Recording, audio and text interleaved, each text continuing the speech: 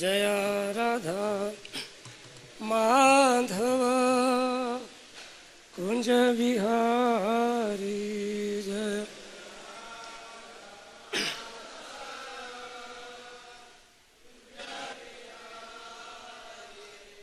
जय राधा माधव कुंज बिहारी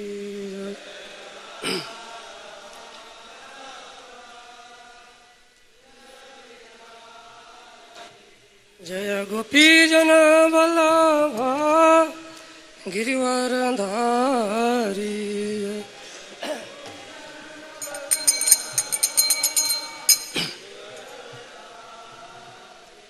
जय गोपी जन वल्लभ गिरिवर धारी जय।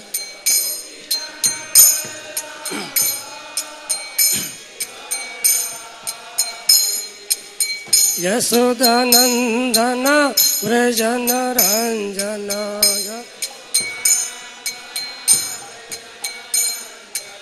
यशोदानंदन व्रजन रंजन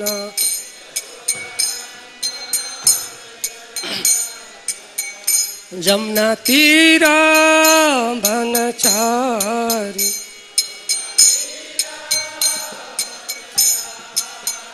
जमुना तीरा वनचारी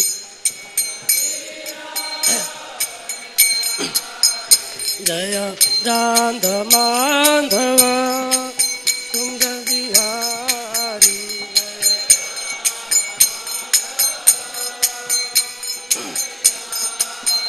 जय राधा माधव कुंज बिहारी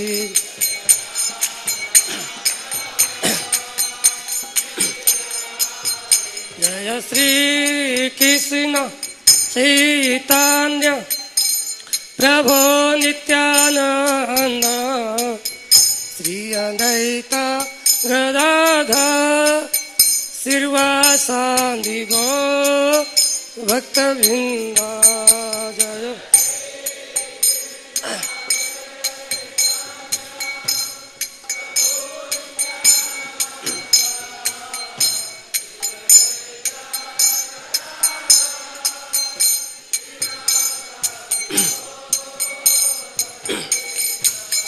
जय श्री कृष्ण चैतन्य प्रभु नित्यानंद श्री अद्वैत गदाधर श्रीवासादि गौर भक्तवृंद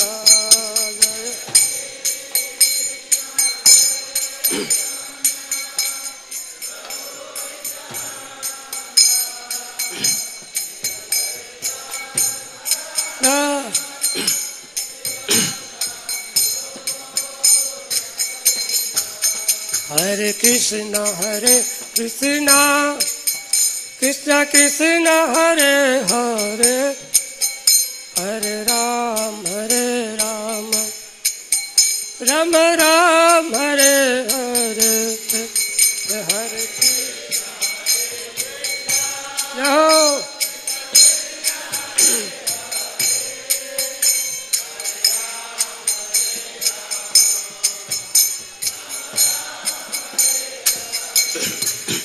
हरे कृष्ण कृष्ण कृष्ण हरे हरे हरे राम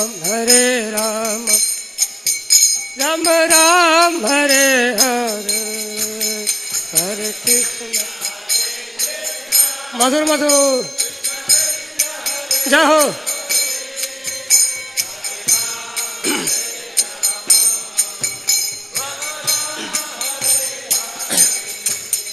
हरे कृष्ण कृष्ण कृष्ण हरे हरे हरे राम राम राम हरे हरे हरे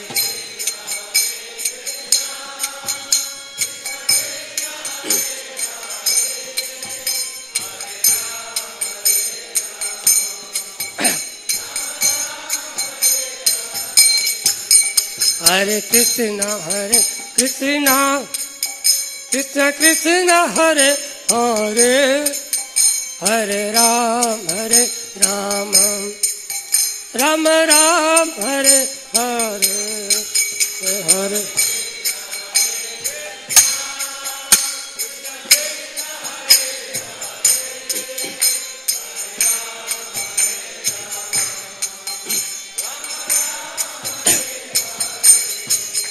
जय राधा पार्षदी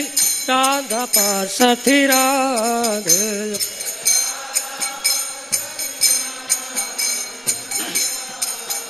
जय सीताराम लक्ष्मण हनुमान सीताराम लक्ष्मण हनुमान जय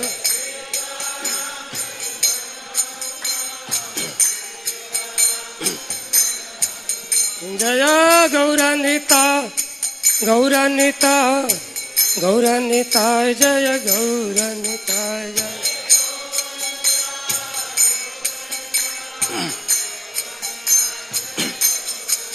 जय प्रहलाद सिंह जय प्रहलाद सिंह जय प्रहलाद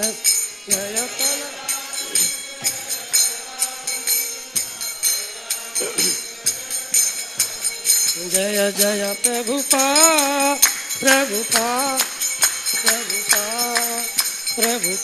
जय जय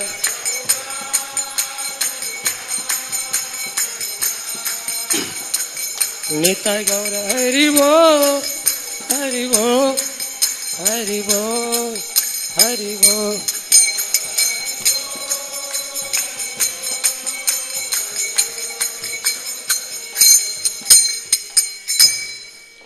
जय ओम परमहंस परिविकाचार्य उस्ताद अभय शरणारविंद भक्तिवेदांत स्वामी शीला प्रभुपाद की इस्कॉन फाउंडर आचार्य जगद्गुरु शीला प्रभुपाद की अनंत कोटि वैष्णव वृंद की नमाचार्य दास ठाकुर की प्रेम से कहो जय श्री कृष्णा चैतन्य प्रभु नित्यानंद श्री अद्वैत गदाधर श्रीवासादि गौर भक्त वृंद की गौर प्रेमानंदे हरि हरि बोल।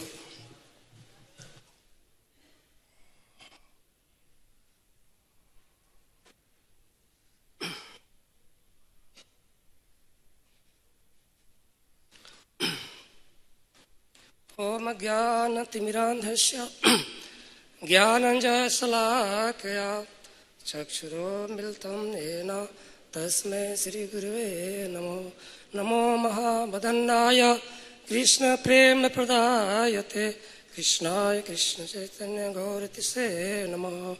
जय श्री कृष्ण चैतन्य प्रभु नित्यानंद श्री अद्वैत गदाधर श्रीवासादि गौर भक्त वृंद हरे कृष्णा कृष्णा कृष्णा हरे हरे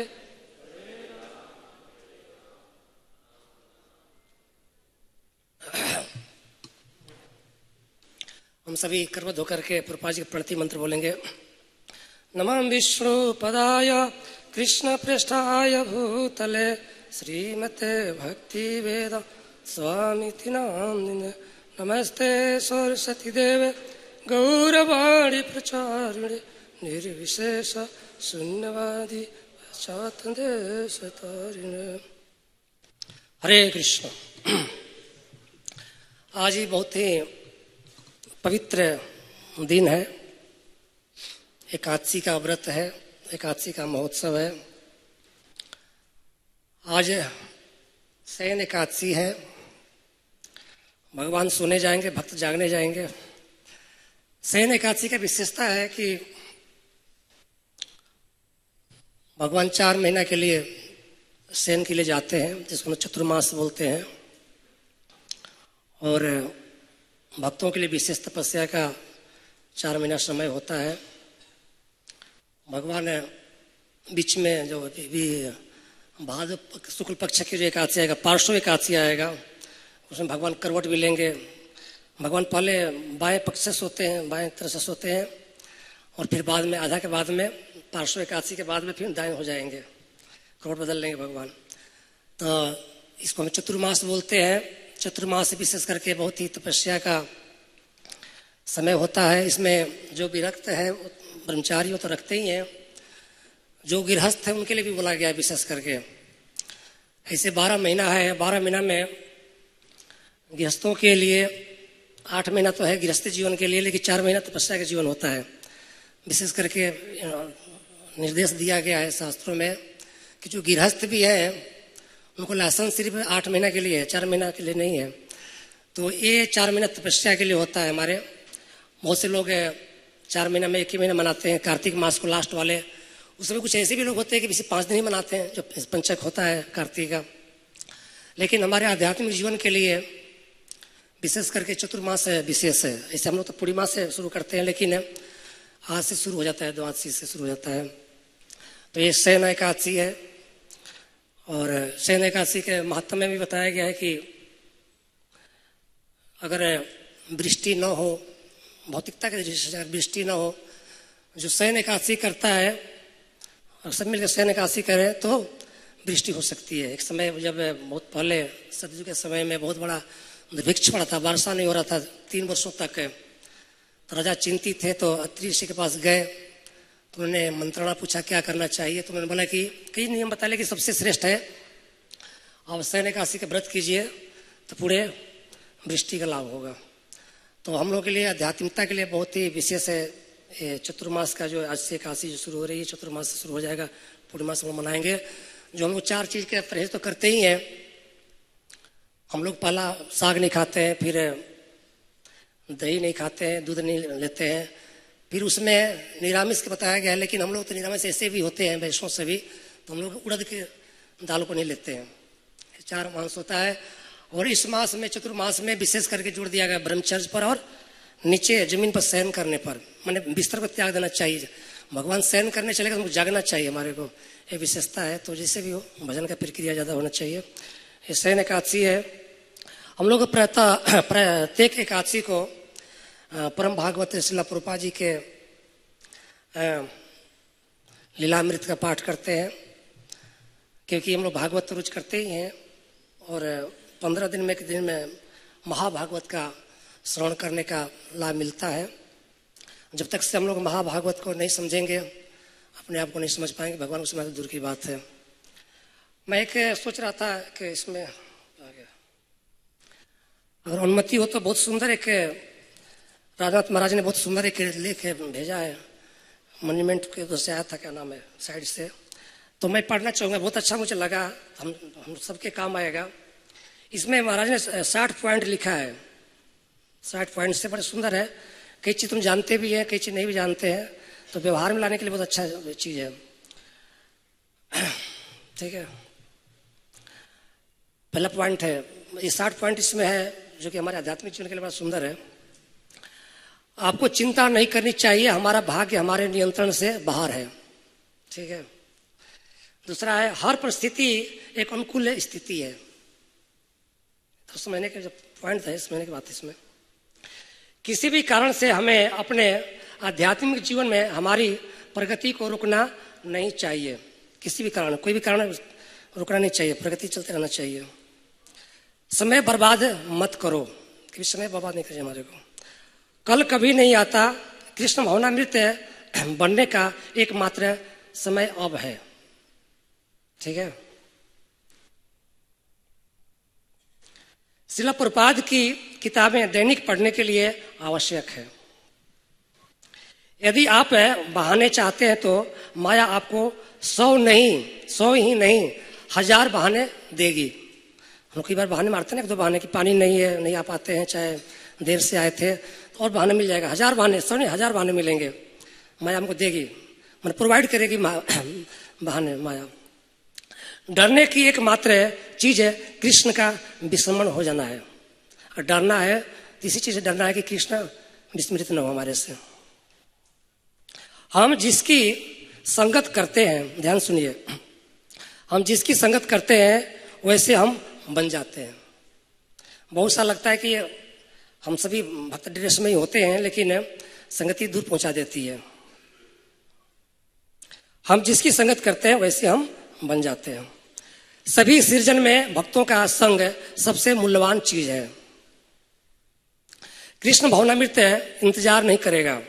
यह एक आपातकालीन स्थिति है। लोगों को भाग्यशाली बनाए। भाग्यशाली मतलब कि कृष्ण कौन से दे करके, भगवान चैतन्य महाप्रभु की दया से हम भीतर और बाहर सभी बाधाओं को दूर कर सकते हैं। प्रत्येक व्यक्ति को अन्यों की सेवा करनी चाहिए। उसका सृजन मात्र सेवा के लिए हुआ है। देखिए कितना मार्मिक पॉइंट है। प्रत्येक व्यक्ति को अन्यों की सेवा करनी चाहिए। उसका सृजन, उसका जन्म केवल सेवा के लिए हुआ है। सही अनुकंपा, दया आत्मा के स्तर पर होनी चाहिए। और अनुकंपा करना तो आत्मा के स्तर पर, न कि भौतिक चीज के स्तर पर समान दे करके। जब तक आप खुश न हो तब तक आप किसी और को खुशी नहीं दे सकते हैं। आवाज आ रहा है? यह दुनिया निराशा का स्थान है।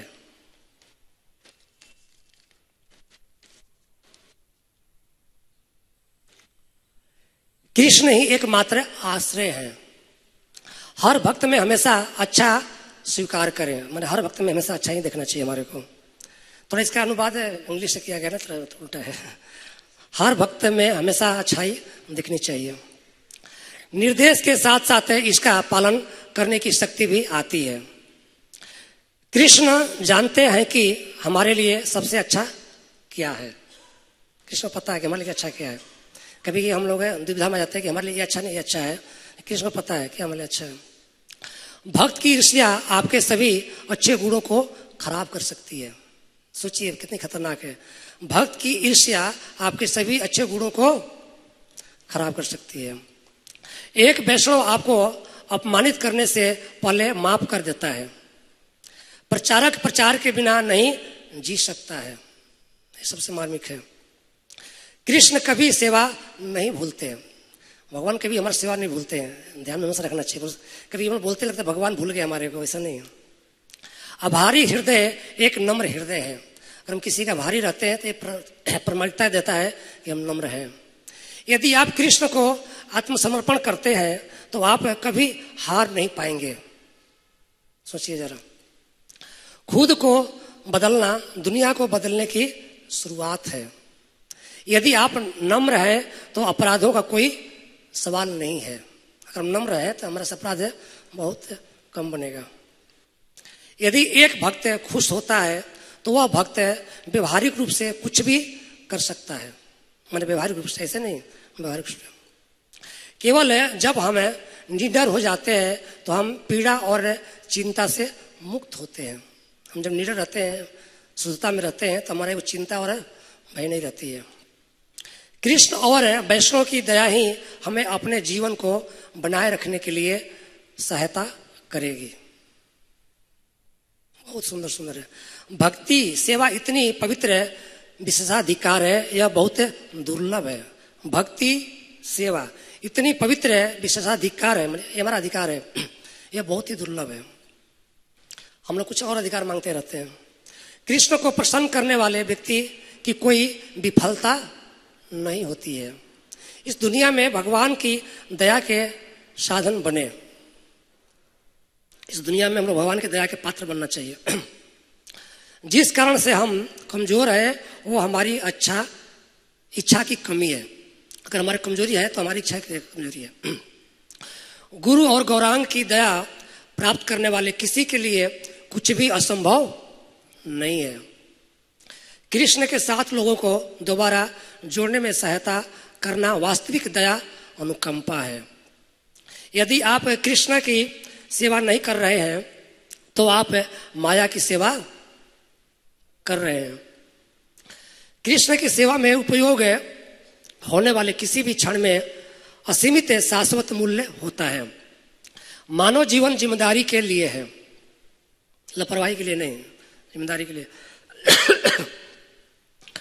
प्रभाव और असफलता हमें मजबूत बनाती है अगर हम हार नहीं मानते हैं। अगर कोई गुरु को प्रसन्न करता है तो वह कृष्ण को प्रसन्न करता है। भक्तों के चरणों की धूल उनके द्वारा दिए गए निर्देशों के रूप में होती है। बहुत से लोग भक्त ने बोलते चरण धूले दे दीजिए, चरण धूले दे दीजिए। वो चरण धूले नहीं होता है। जो भक्त निर्देश देता है, जैसे प्रेसिडेंट साहब बोलते हैं काम करना है, हम नहीं कर सकते हैं, चरण धूलि वो है। अगर कोई निर्देश भक्त दे रहा है, स्वीकार करके सेवा में लगते हैं, तो वो निर्देश है, वो चरण धूलि असली है। भक्तों के चरणों की धूलि उनके द्वारा दिए गए निर्देशों के रूप में होती है। गुरु के आदेश को अपना जीवन बना लेना चाहिए। एक भक्त कुछ भी करने के लिए तैयार होता है, हर सेवा के लिए। भक्तों का सहयोग सृष्टि में सबसे मूल्यवान चीज है, भक्तों का सहयोग। हम शुद्ध भक्त बनने के लिए इस आंदोलन में आए हैं।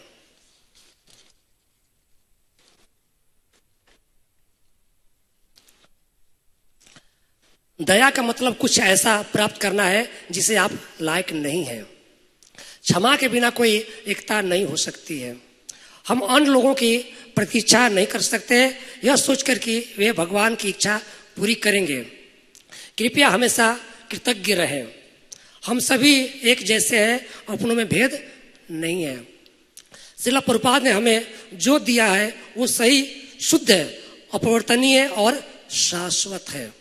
हमेशा भगवान कृष्ण के कमल के कमलों के बारे में सोचें और अपने आप को कृष्ण द्वारा वांछित कार्यों को निष्पादित करने में कोई कठिनाई नहीं मिलेगी। तो बहुत सुंदर है। अगर हम इसमें से थोड़ा भी अनुगत करते हैं, पालन करते हैं, तो हमारे जीवन के आध्यात्मिक जीवन के लिए अच्छा है। अब हम लोग प्रभुपाद लीला में पढ़ते हैं। जिस समय पढ़ रहे थे तब मैं कभी प्रभुपाद जी के उसमें से पढ़ रहे थे कि प्रभुपाद जी आंतरिक और बाहरी कठिनाई से भी कभी भी बाहर प्रदर्शित नहीं करते थे। हमेशा अंदर कितने भी कठिनाई प्रभुपाद जी रहते थे, दुख में रहते थे, लेकिन कभी प्रदर्शित बाहर नहीं करते थे। मैंने एहसास नहीं होता प्रभुपाद जी कष्ट में है अंदर से। एक समय प्रभुपाद जी राधा मंदिर में थे, तो जब प्रभुपाद जी उठ के गए तो उनका जो सेवक थे प्रभुपाद जी के तकिया उठाए, तो प्रभुपाद जी के दांत टूटा हुआ तकिया नीचे प्रभुपाद रखे हुए थे। टीथ टूट गया था, प्रभुपाद जी तकिया के नीचे छुपा के रखे थे। प्रभुपाद जी के पैरों में काफी घाव हो गया था, काफी बढ़ गया था, लेकिन प्रभुपाद जी एकदम उत्साह के साथ में प्रवचन करना, हर प्रोग्राम को अटेंड करना, मीटिंग करना, भक्तों को उत्साहित करना सेवा के लिए। थोड़ा भी इससे प्रतीत नहीं होता प्रभुपाद जी अंदर से परेशान है, चाहे प्रभुपाद जी बीमार है, ऐसा कभी प्रदर्शित प्रभुपाद नहीं करते थे।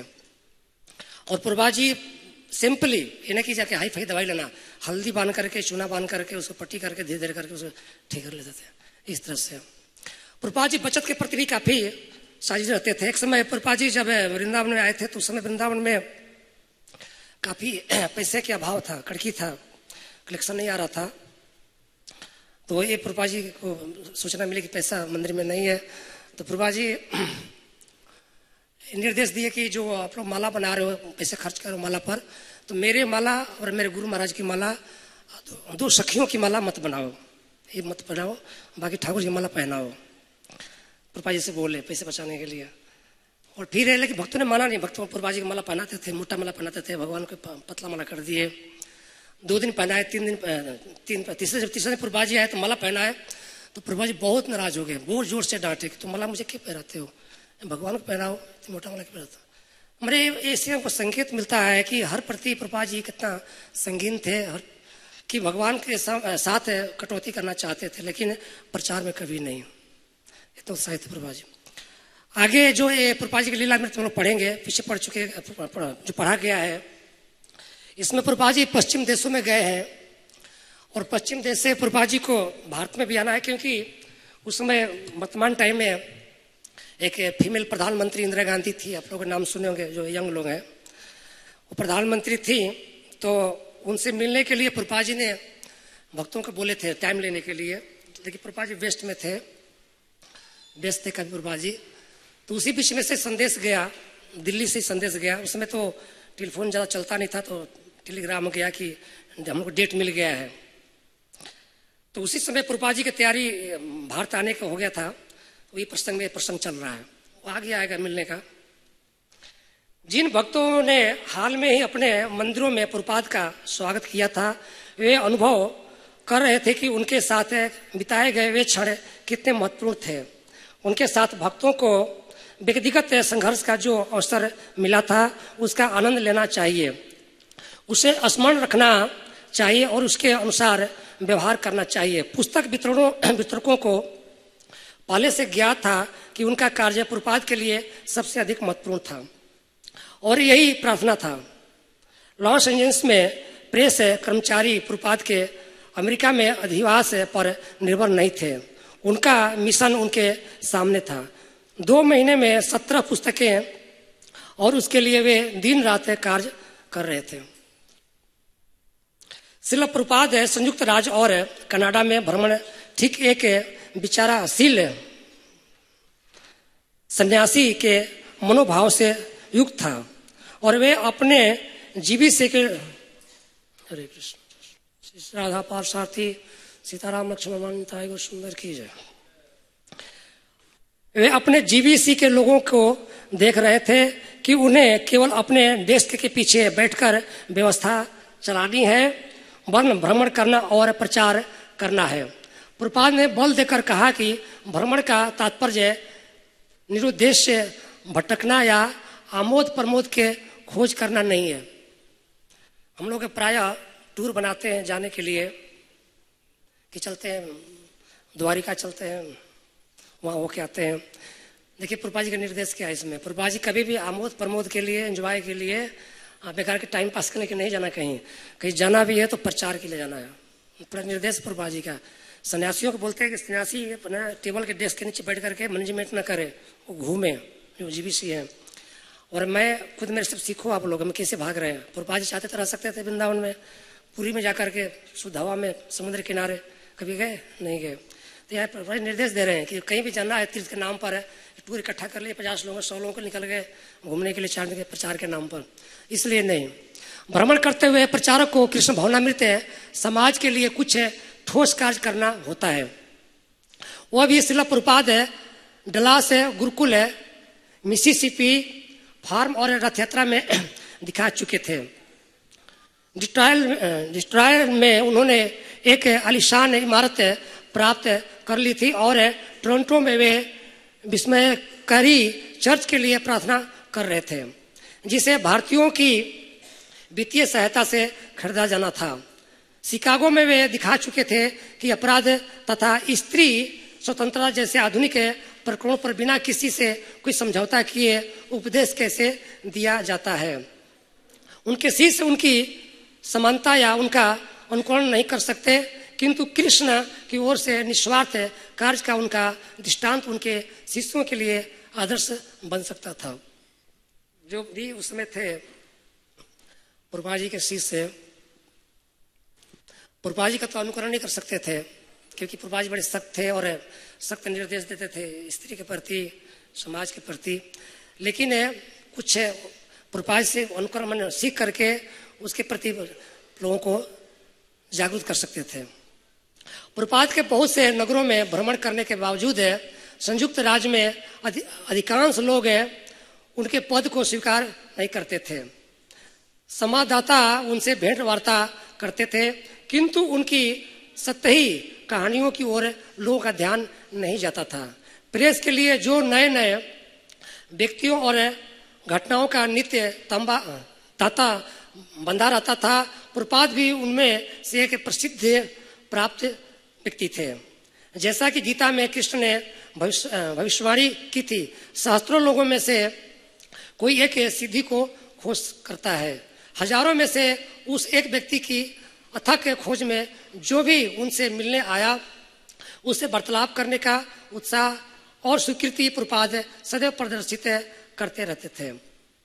और रथ यात्राओं और अन्य सार्वजनिक उत्सवों के माध्यम से वे लाखों लोगों को संभावनापूर्ण आध्यात्मिक जीवन का प्रथम स्वाद दे रहे थे। एक शुद्ध भक्त के साथ एक पल का भी संसर्ग लोगों को अगले जन्म के अत्यंत अशुद्ध परिणाम से बचा सकता है। जब प्रभुपाद जी प्रचार कार्य में जो भी प्रोग्राम्स होते थे, रथ यात्रा वगैरह, इसमें बहुत गंभीरता से लोगों को संग देते थे, निर्देश देते थे।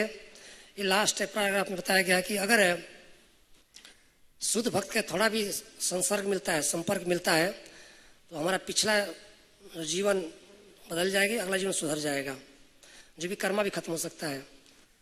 तो ये प्रचार के निर्देशन से बहुत गंभीर सब्जेक्ट है। कि हम अगर गंभीरता से प्रभुपाद जी का अनुगत करके प्रचार करते हैं तो 100% शुद्धता मिलेगी और लोगों में परिवर्तन हो सकता है।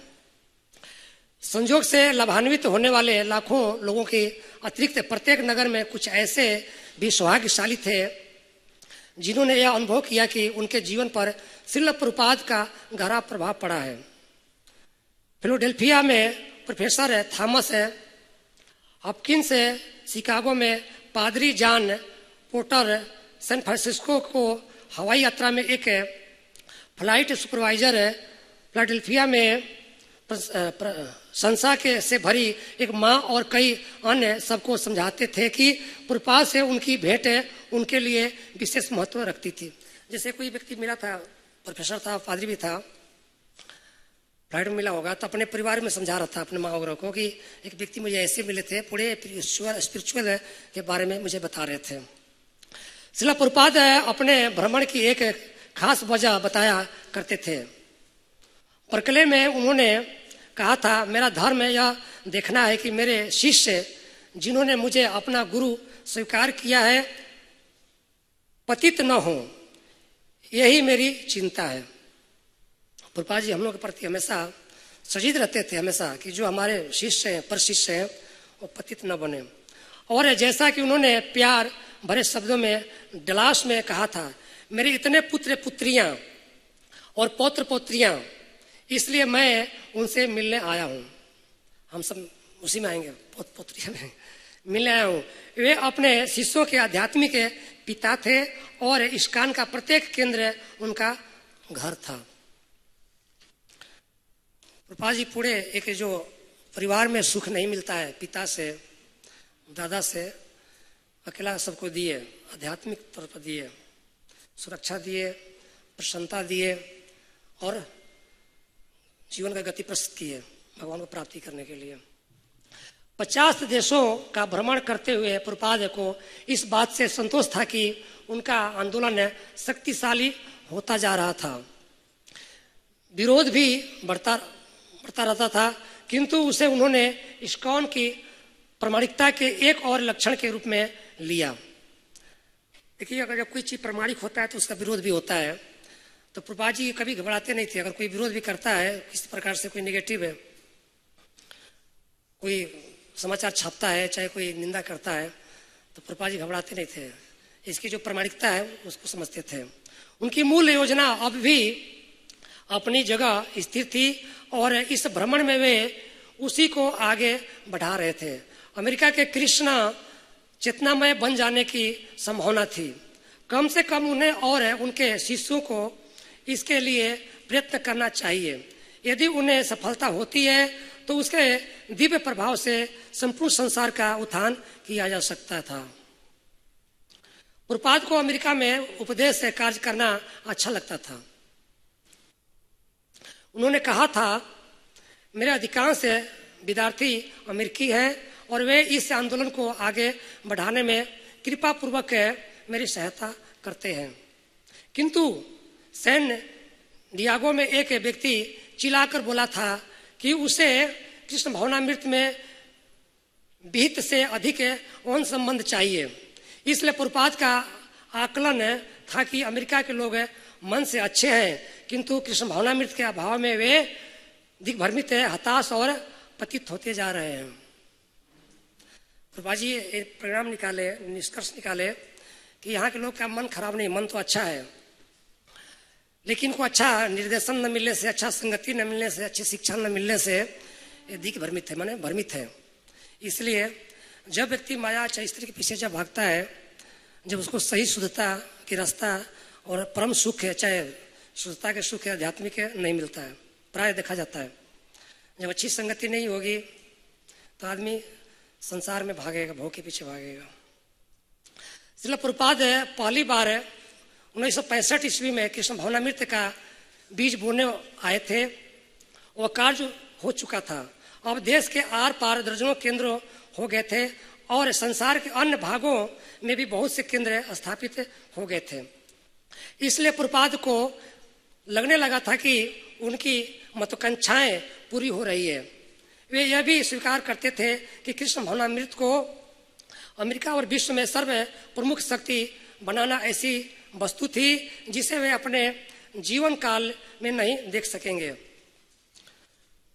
प्रभुपाद जी मन में रखते थे कि मैं तो इतना लंबा समय नहीं रहूंगा इस पृथ्वी में, तो इसका रूपरेखा कितना सुंदर आगे जाके होगा। उन्होंने कहा था यह एक व्यक्ति का कार्य नहीं है, और उन्होंने प्रत्येक व्यक्ति से, चाहे वह अमेरिकन हो, भारतीय हो या संसार के किसी देश का हो, कहा था कि वह भगवान चैतन्य की कृपा के वितरण में भागीदारी बने। प्रभुपाद जी प्राय सबको प्रोत्साहित करते थे कि ये एक व्यक्ति का काम नहीं है, मेरा अकेला काम नहीं है, आप सभी अमेरिकन हो, चाहे भारतीय हो, चाहे किसी भी कोने में रहते हो, इसमें भाग लीजिए, भागिए नहीं, और चैतन्य महाप्रभु के जो सपना है नगराक्षग्राम, उसका साकार कीजिए, वितरण कीजिए। किंतु उनकी सहायता करने को कुछ बिरले ही आगे आए और उन्होंने उनके साथ काम किया। इसलिए उनके लिए भ्रमण करना जहां तक उनकी शक्ति में था, उनके संगठन को अधिक से अधिक मजबूत बनाने का एक प्रयास था। वस्तुतः वे औरों के लिए जी रहे थे और वे नहीं सोचते थे कि उन्हें अधिक लंबे समय तक जीना है। वे इस्कॉन का निर्माण करने और जितना संभव हो पतित आत्माओं का उद्धार करने के लिए भ्रमण जारी रखना चाहते थे, और वे अपने सत्यनिष्ठ अनुयायियों और अन्यों पर जो उनकी पुस्तकें पढ़ेंगे या प्रभाव जमाना चाहते थे कि प्रत्येक मनुष्य को इस काम को उठाना चाहिए और कृष्ण भावनामृत के वितरण द्वारा दूसरों के लाभ के लिए जीवन यापन करना चाहिए। प्रभुपाद जी चाहते थे कि हमारे पुस्तकों का अध्ययन करें और कृष्ण भावनामृत को वितरण अधिक से अधिक लोगों को पहुंचाया जाए। ये हमारा जीवन का दिनचर्या होना चाहिए। आगे एक पैराग्राफ आता है इसमें, प्रभुपाद जी वहां से अब जब खबर मिला कि प्रधानमंत्री से उनको अपॉइंटमेंट मिल गया है, तो प्रभुपाद जी वहां से इंडिया आने की तैयारी करते हैं। श्रीमती इंदिरा गांधी से मिलने के अतिरिक्त प्रभुपाद के भारत आने की निस्संदेह और भी कारण थे। बारी बारी से पाश्चात्य भ्रमण और भारत में वास उनका नियमित क्रम बन गया था। वे केंद्र दर केंद्र यात्रा करके अपने आंदोलन का संचालन कर रहे थे, किंतु कम से कम पिछले 5 वर्षों में वे अपना अधिकतर समय भारत को दे रहे थे। प्रभुपाद जी इस्कॉन बनाने के बाद में जो लास्ट का समय था, 5 साल निकलने के बाद में 71-72 के बाद में अधिक समय प्रभुपाद जी भारत में देते थे, क्योंकि प्रभुपाद जी के काफी भारत से भी अटैचमेंट था। माने चाहते थे कि भारत के लोग का उद्धार हो, तो जैसे ही कोई कार्य होता था तो प्रभुपाद जी भारत आना चाहते थे। प्रभुपाद जी के जो प्रोजेक्ट थे मायापुर और वृंदावन की उनकी महत्वाकांक्षी परियोजनाओं से यद्यपि कृष्ण भावनामृत आंदोलन की प्रतिष्ठा बढ़ रही थी, किंतु उन परियोजनाओं को अभी पूरी हुई नहीं कहा जा सकता था, और बंबई में हरे कृष्ण लैंड में अभी भी कार्य चल रहा था। अमेरिका और यूरोप में श्रील प्रभुपाद अपने शिष्यों को प्रेरित करके प्रबंध के कार्य में लगातार अपने उद्देश्यों की प्राप्ति कर लेते थे, किंतु भारत में प्रबंधक वही थे। उन्हें प्रबंधक होना ही पड़ता था, नहीं तो उनके पश्चात शिष्य ठगी का शिकार होकर निरुत्साहित हो जाते। इसलिए अत्यावश्यक प्रबंधात्मक निर्णयों के कारण उन्हें बार बार भारत आना पड़ता था। जब प्रभुपाद जी थे उधर तो भारत में भारतीय शिष्य नहीं थे, ज्यादा करके कुछ थे ही नहीं, सब अमेरिकन थे। तो भारत में मूल रूप से प्रभुपाद को ही संभालना पड़ता था, क्योंकि जो भी भक्त थे बाहर वाले थे, बाहर के भक्त थे, सभी उनको भारतीय ठग देते थे। तो इसलिए प्रभुपाद जी चिंतित रहते थे कि भक्त जमीन खरीदने में, मंदिर बनाने में, कुछ लेने में ठगा न जाए। तो हमेशा ध्यान प्रभुपाद जी के इधर रहता था। तो प्रभुपाद जी के इधर आने के एक और कारण भी था। एक बात और भी थी, भारत के प्रति उनका विशेष झुकाव था। पवित्र धामों के लिए उनके मन में गहरा आकर्षण था। वृंदावन उनका घर था और मायापुर उनका उपासना स्थल था, और बम्बई जैसे स्थानों में लोगों से मिलने और उन्हें प्रभावित करने के अनुपम अवसरों को वे बहुत पसंद करते थे। भारत के मुख्य कार्यपालक अधिकारी से उनका आसन्न साक्षात्कार एक ऐसा सुअवसर था जो पश्चिम में बिरला था। हम लोग बोलते हैं ना कि प्रभुपाद जी का जो वृंदावन घर है, मायापुर में भजन कुटी है, भजन है, भजन करते हैं, और बॉम्बे में ऑफिस है। तो ये प्रदर्शित है इसमें। प्रभुपाद जी लोगों से मिलने के लिए बॉम्बे जाया करते थे, बाई कार्य के लिए वृंदावन और मायापुर। और इन सभी कारणों के साथ एक कारण और भी था, प्रभुपाद को वहाँ सबसे अधिक आराम मिलता था और वे सहज घर जैसा अनुभव करते थे। संयुक्त राज्य में और अधिक केंद्रों में जाने की अपनी कुछ प्रतिबद्धताओं को तोड़ते हुए उन्होंने एक शिष्य को लिखा था, मैं अटलांटा नहीं आ सका क्योंकि आवश्यक कार्य से मुझे भारत आना पड़ा। बहुत अधिक यात्रा करने से मुझे असुविधा भी हो रही थी। प्रभुपाद निवार के लंदन और लॉस एंजलिस का उल्लेख है, प्रायः उन्हें अपना विशेष घर करते थे और अमेरिका को अपनी मातृभूमि कहते थे। और जब एक शिष्य ने एक बार यह टिप्पणी की थी कि प्रभुपाद भारत में अधिक घर जैसा अनुभव करेंगे, तो उन्होंने उत्तर दिया था, मेरा एकमात्र घर कृष्ण का चरण कमल है। जो भी कारण हो, भारत में रहने के प्रति प्रभुपाद की पसंद निश्चय रूप से थी। सोचिए प्रभुपाद के हृदय कितना विशाल है। पूरे पृथ्वी को मानते हुए भी कृष्ण के चरणों के आश्रय प्रभुपाद जी सार मानते थे। प्रभुपाद जी के हर उत्तर में भक्ति का शिक्षा है, समर्पण का शिक्षा है।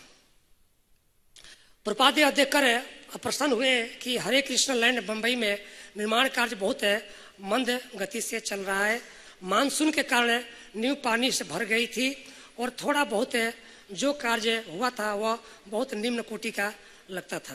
प्रभुपाद ने कहा कि पूरी योजना 6 महीने में समाप्त हो जानी चाहिए थी, किंतु उन्होंने यह कहकर भक्तों को स्तंभित कर दिया, कम से कम इसे मेरे जीवन काल में पूरा कर डालो। प्रभुपाद जी कितने भक्तों को उत्साहित करने के लिए बड़े के प्रश्न सूचक शब्द बोल रहे हैं, कम से कम इसे मेरे जीवन काल में पूरा कर डालो। भाई कैसा लगता होगा। सुरभि और मूर्ति ने उन्हें अन्य मंदिरों के नक्शे दिखाए। हैदराबाद के निकट नेल्लोर का एक प्रेमी व्यक्ति जमीन दान देने की बात कर रहा था और भक्तों ने पुस्तकालय और शयनागार के कमरों समेत एक मंदिर परिसर को योजनाएं बना डाली थी। प्रभुपाद ने योजनाओं को स्वीकृति दे दी। उन्होंने कहा कि मंदिर भवन शास्त्र विहित परंपरानुसार होना चाहिए, किंतु अन्य भवनों में आधुनिक डिजाइनों का समावेश किया जा सकता है। उन्होंने हैदराबाद और फिजी के मंदिरों की योजनाओं का भी अध्ययन किया और उन्हें स्वीकृति प्रदान की। प्रभुपाद जी बोलते हैं कि कम से कम जो मंदिर है वो वैदिक हिसाब से होना चाहिए, शास्त्र के हिसाब से होना चाहिए। बाकी तुम लोग अपना रूम बना, जिसे बनाना बना लो आधुनिक हिसाब से। अगले दिन सवेरे श्रील प्रभुपाद ने सुरभि और मूर्ति को बुलाया और उनके साथ विभिन्न योजनाओं को विस्तार रुचिपूर्वक देखा, किंतु प्रधानमंत्री से मिलने के पहले अब उनके पास समय बहुत थोड़ा रह गया था और अगले दिन वे दिल्ली के लिए चल पड़े। प्रभुपाद जी बॉम्बे से कहाँ आ रहे हैं? दिल्ली नई दिल्ली। अगस्त 22, 1975 प्रातः काल था। 9:15 हुआ था। प्रभुपाद तथा उनके कई प्रमुख शिष्य प्रधानमंत्री के आवास पर पहुंच गए, जहां उनके निकट सुरक्षा जांच का सामना करना पड़ा। 2 दिन पूर्व बांग्लादेश के प्रधानमंत्री की हत्या हो चुकी थी और अफवाह थी कि अगला लक्ष्य श्रीमती इंदिरा गांधी की है। अतः उनका आवास सशस्त्र सैनिकों से घिरा था। बाहरी फाटक के रक्षकों ने नियंत्रण लिया कि विदेशी लोग अंदर नहीं जा सकते। वाह, इतनी मुसीबत आ गया। केवल श्रील प्रभुपाद अकेले प्रवेश कर सकते हैं। एक रक्षक ने दरवाजा खोला और दूसरे ने श्रील प्रभुपाद को कार के भीतर कर दिया, जो उन्हें प्रधानमंत्री के सामने के दरवाजे पर ले गई। उस समय कुछ 3 दिन पहले बांग्लादेश के प्रधानमंत्री का हत्या हो गया था, तो बहुत ही इमरजेंसी टाइप का हो गया था, तो इसलिए बहुत टाइट से सिक्योरिटी थी, तो भक्तों को अंदर नहीं जान दी, विदेशी भक्तों को, इसलिए प्रभुपाद जी को अंदर ले गए मेन दरवाजे से, बाकी सब बाहर ही रहे। इस बीच भक्तगण चिंता मग्न होकर बाहरी फाटक पर प्रतीक्षा करते रहे। प्रभुपाद जब भी कहीं जाते थे तो उनके कुछ भक्त सदा उनके साथ रहते थे, स्नेही माता पिता की तरह हो। भक्तों को चिंता थी कि प्रभुपाद को कहीं भी उनकी सहायता की आवश्यकता पड़ सकती है। देखिए कितना भक्तों में उदार है प्रभुपाद जी के प्रति, कि प्रभुपाद जी अकेले अंदर गए हैं, पता ना क्या होगा, कुछ चाहिए उनको, कौन देगा उनको। देखिए ये प्योर भक्ति है, गुरु के प्रति द्रवित हृदय से चिंता करना कि प्रभुपाद जी अकेले गए, किसी कुछ चाहिए। प्रभुपाद ने एक छोटी सी मैंने नोटबुक पर बुक में अपनी टेढ़ी मेढ़ी हस्तलिपि में वे बिंदु लिख लिए थे जिन पर श्रीमती गांधी से उन्हें बातें करनी थी। प्रभुपाद ने कुछ 10 पॉइंट बनाए थे जिस पर श्रीमती गांधी से उनको बात करना था प्रभुपाद जी को। पहला पॉइंट था प्रभुपाद जी का, जो उन्होंने डिमांड किया श्रीमती गांधी से, जो चाहते थे जो भी साधु होता है, राजा भी क्यों ना हो, फालतू समय गंवाने नहीं जाता अपने फोटो खिंचाने के लिए। प्रभुपाद जी बहुत बड़े उद्देश्य के लिए गए थे उनसे मिलने के लिए। पहला पॉइंट था 500 विदेशियों के आव्रजन के लिए अनुमति प्रदान करना, मान वीजा के लिए, शुद्ध हिंदी आव्रजन 500 विदेशी भक्तों के। दूसरा पॉइंट था सारे सांसद दीक्षित ब्राह्मण हो।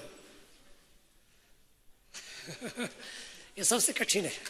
प्रभुपाद जी दूसरा पॉइंट बनाए थे कि जितने भी आपके सांसद हैं पार्लियामेंट में, 500 कुछ हैं दिल्ली हमारे भारत में, सबको क्या होना चाहिए, हरिनाम वाला भी नहीं, ऊपर वाला ब्राह्मण दीक्षित होना चाहिए। दूसरा था संजय राजा हो। इंदिरा गांधी के एक बड़े पुत्र थे, उनका संजय गांधी नाम था, छोटा राजीव गांधी। तो प्रभुपाद जी चाहते थे कि जो आपका लड़का संजय गांधी है उसी को राजा होना चाहिए, आपको राजमाता होना चाहिए।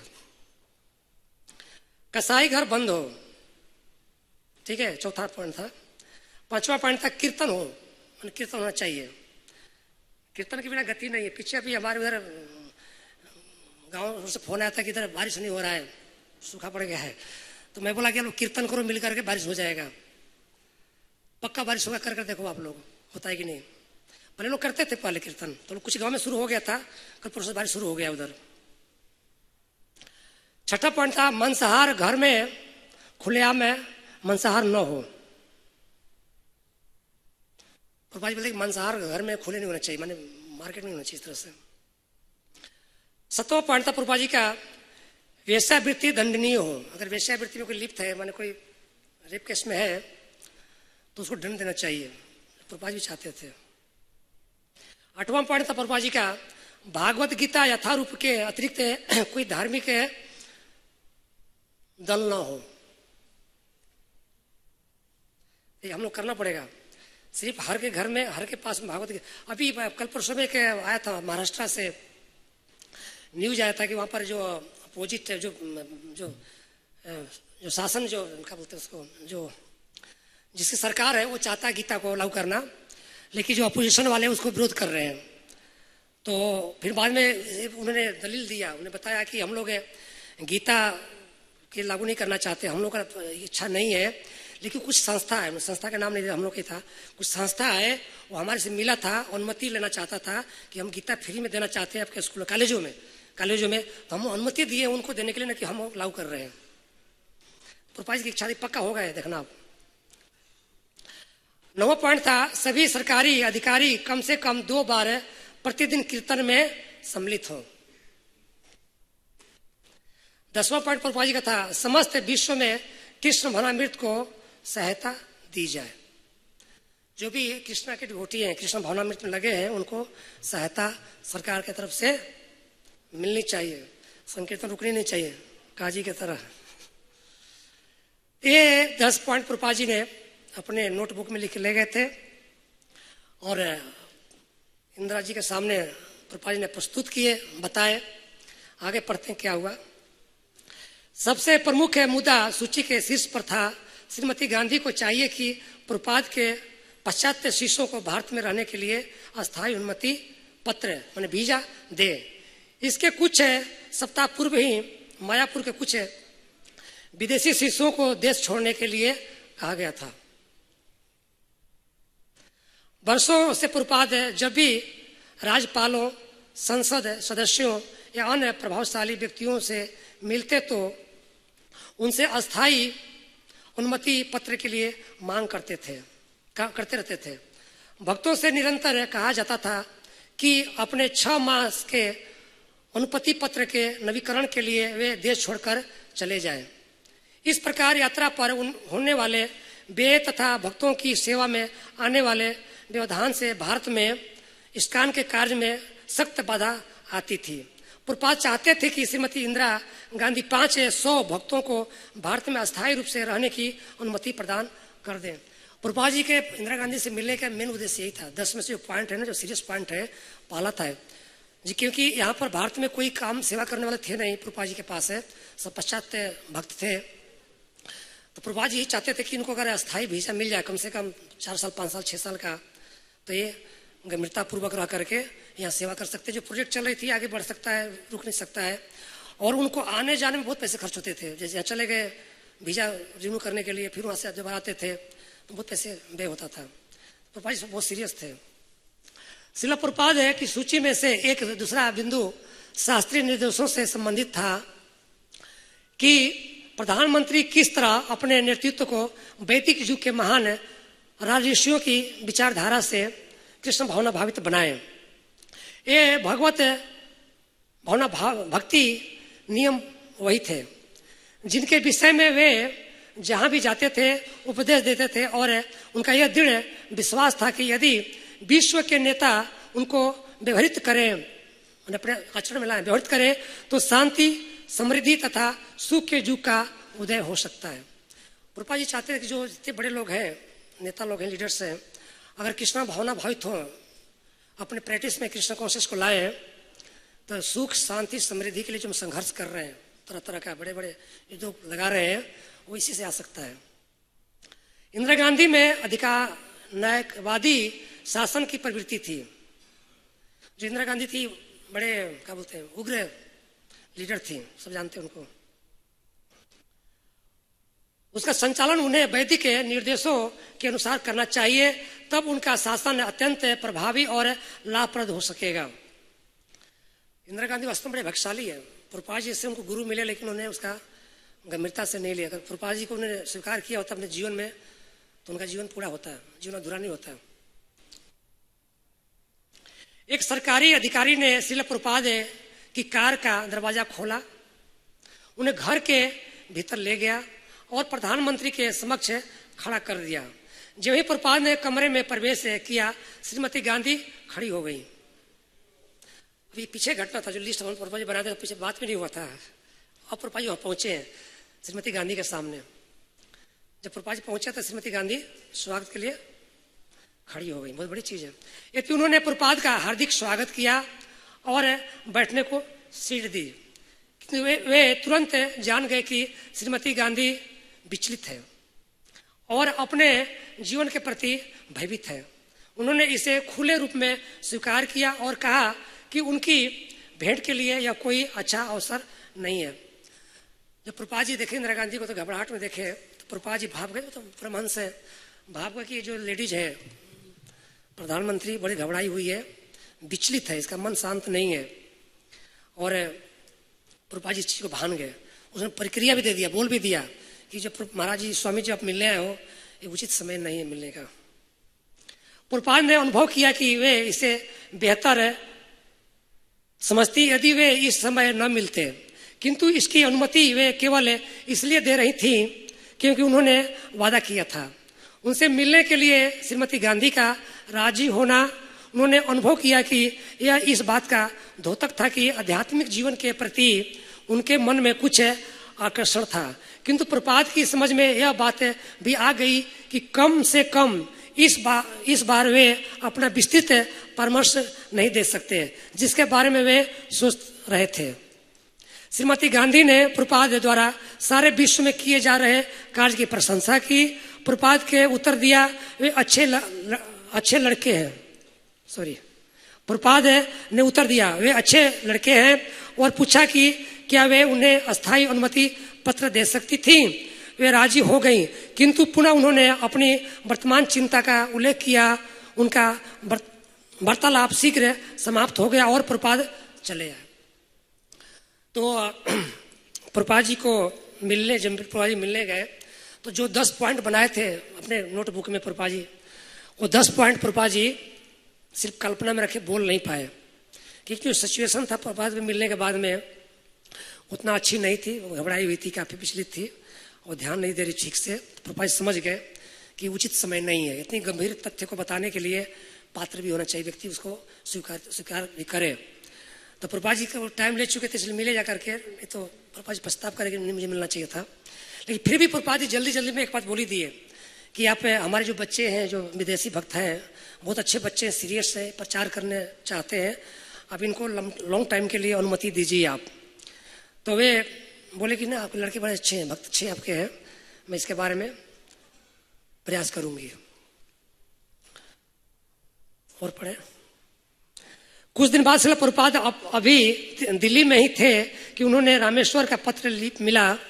इसमें बीबीटी आजनक ढंग से प्रभुपाद के आदेश पालन को पूरा कर रहा था कि उनके 17 खंड 2 माह में प्रकाशित हो जाएं। कंपोज करने वालों, संपादकों, कलाकारों और कर्मचारियों ने अनंत पूर्वक अपना कार्य समय पर पूरा कर दिया था। जब मुद्रकों से कुछ पुस्तकों की पहली किस्त प्राप्त हुई थी और वे रुक्मिणी द्वारिकाधीश की वेदी पर भेंट की गई थी, तो भक्तों ने दिव्य हर्षध्वनि की थी और बार बार श्रील प्रभुपाद के मंत्रों का जाप किया था। भक्त अपने गुरु महाराज के आदेश को शक्ति का अनुभव कर रहे थे और अपने आप को उस कार्य को संपन्न करने में साधकों ने रूप दे रहे थे, जो कभी असंभव प्रतीत हो रहा था। आज हमारे कंपोजर ने चेतन चरितामृत का अंतिम खंड समाप्त कर दिया। अगले सप्ताह 20 अगस्त तक सभी खंड मुद्रक के पास होंगे। अब 5वें स्कंद की कंपोजिंग आरंभ करने जा रहे हैं और पूरा स्कंद व्यास पूजा तक निश्चित रूप से मुद्रित हो जाएंगे। इस तरह से प्रभुपाद जी पत्रों में पढ़ रहे हैं, पत्रों में उनके पत्र प्रभुपाद जी आया था, पढ़ रहे हैं। तो यहाँ तक हम लोग रखते हैं आज। इससे पूरे प्रकरण में प्रभुपाद जी की हम लोग लीलामृत पढ़े, बहुत ही सुंदर अनुभूति प्रभुपाद जी अपने जीवन चर्या से, अपने कार्यकलाप से, अपने आदेश से दे रहे हैं हमारे को, जिससे हम समझ करके अपने जीवन में आचरण करके कृष्ण कॉन्शियस को गंभीरता से ले सकते हैं और अपने को सुरक्षित कर सकते हैं। हरे कृष्ण।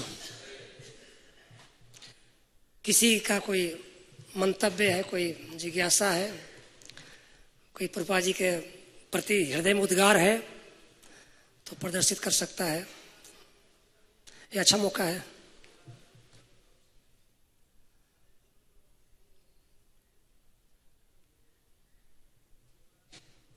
प्रभुपाद लीलामृत की, जगत गुरु शिला प्रभुपाद की, गौर प्रेमा आनंदे हरि हरि। और एकादशी महामहोत्सव की। भगवान सोएंगे, हम जागेंगे 4 महीना।